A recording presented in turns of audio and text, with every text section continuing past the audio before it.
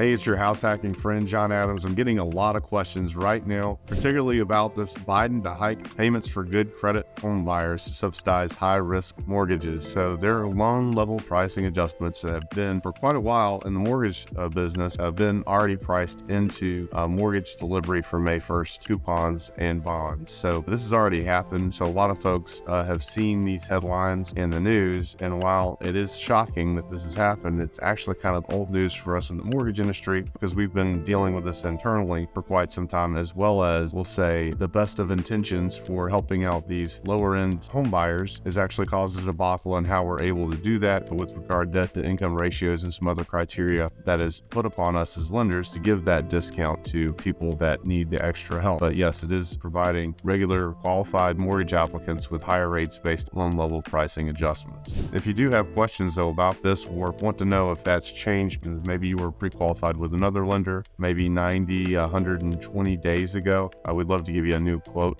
get you updated and an updated pre-approval letter. If that's something the John Adams team can help you with or someone you know, please share and like this information.